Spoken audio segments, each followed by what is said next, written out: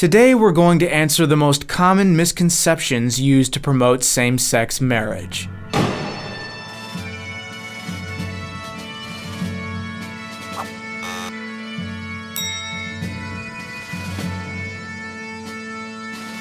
But before jumping into the topic, I want to say that we have no intention to defame or disparage anyone.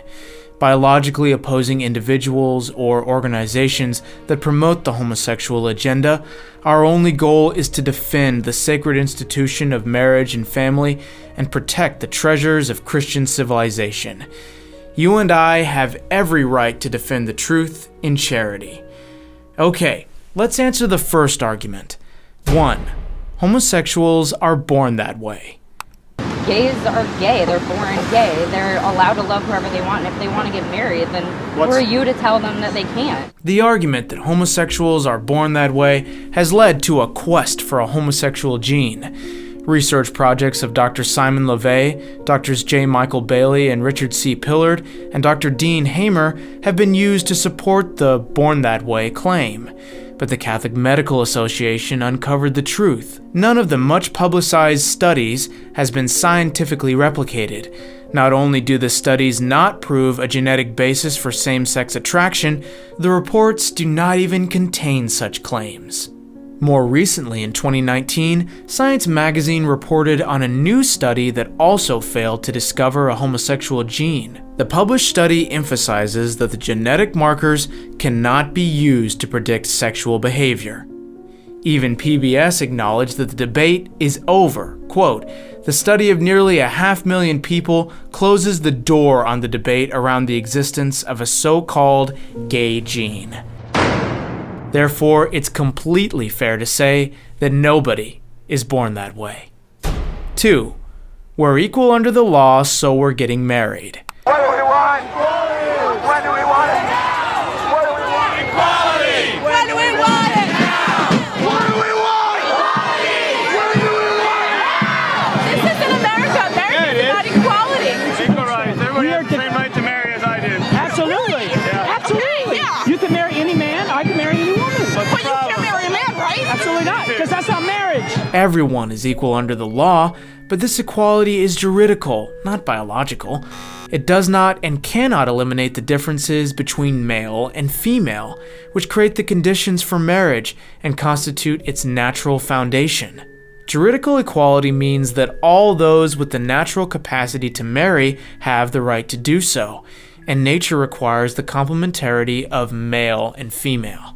But this basic natural requirement is totally lacking in two people of the same sex, so the principle of equality under the law doesn't apply. Free love. You can love anyone who you want to love. What if a man can get married to 5 women if he wants to?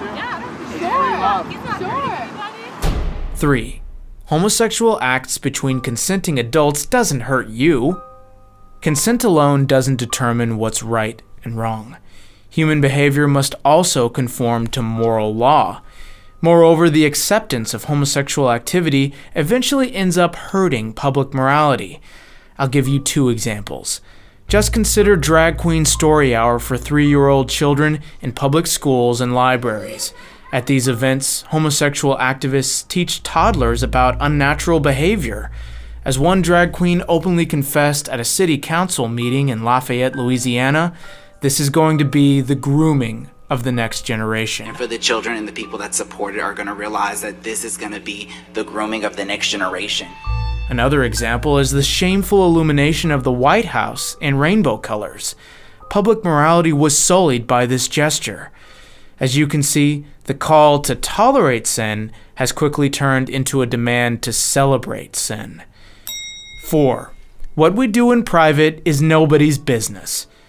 The privacy of the home is sacred, but an immoral act doesn't become good just because it's done in private.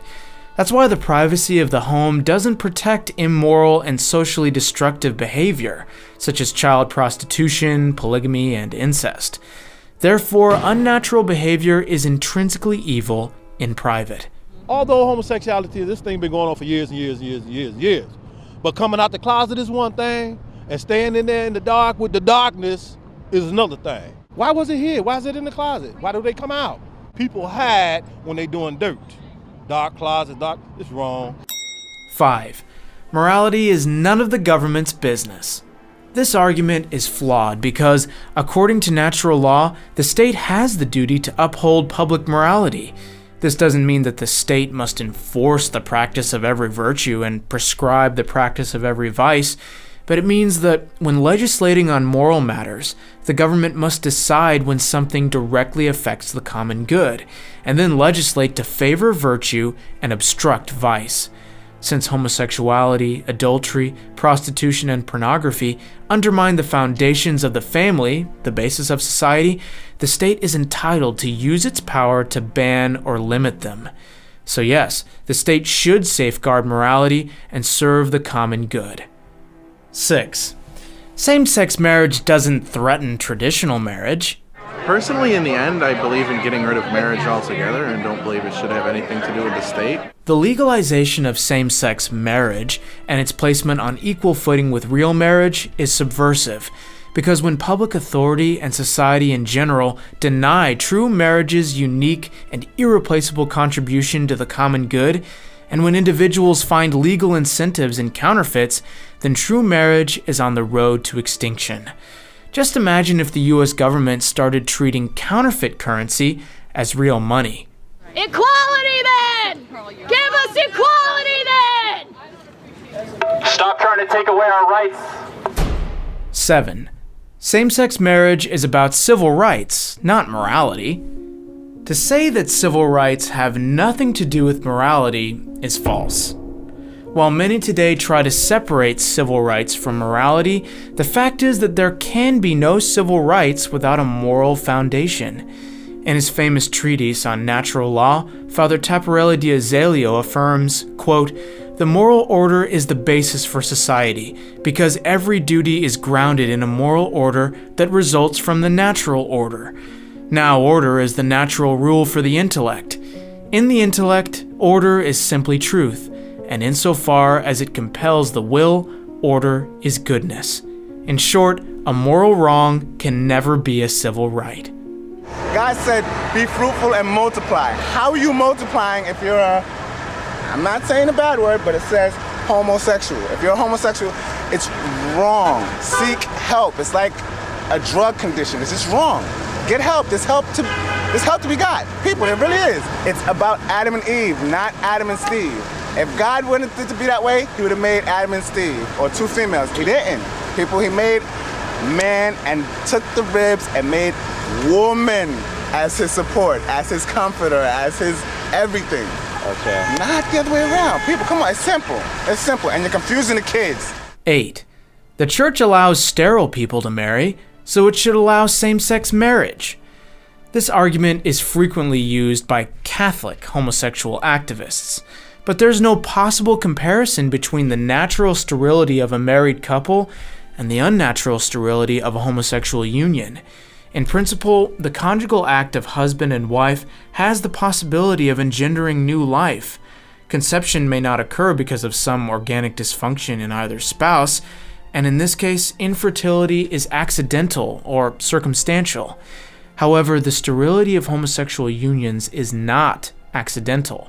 It stems from the very physiology of the act, which is infertile by nature. As a Vatican 2003 document states, quote, "Such homosexual unions are not able to contribute in a proper way to the procreation and survival of the human race. The possibility of using recently discovered methods of artificial reproduction, beyond involving a grave lack of respect for human dignity, does nothing to alter this inadequacy." In other words, the natural union of husband and wife might be accidentally infertile, but same-sex unions are always anti-natural and 100% sterile. A man and a woman has nothing to do with it. Why does that? Nothing to do with it. Why does that offend you? Sir? Why does a man and a woman offend you? Because you're not including us. 9. To forbid homosexual marriage is discrimination. Very often, the term discrimination is used to silence the truth, but the motivation to ban same-sex unions is linked to justice, not discrimination. Addressing this topic in 2003, the Vatican affirmed, quote, The denial of the social and legal status of marriage to forms of cohabitation that are not and cannot be marital is not opposed to justice. On the contrary, justice requires it." End quote. Therefore, the virtue of justice compels us to defend true marriage, which automatically excludes all counterfeits. 10. What are your thoughts on this topic? Now it's your turn to post thoughts and comments. Please help us defend the holy institution of marriage between one man and one woman by posting your best argument on this video. More than ever, we must stand up for God's marriage. Since the beginning, God made the blueprint for marriage and the family, and no Supreme Court on earth has the power to change such a sacred institution. One last thing. Will you please help us oppose Drag Queen Story Hour for children? Just click on the link below to sign your peaceful protest. Thank you so much for watching, and God bless.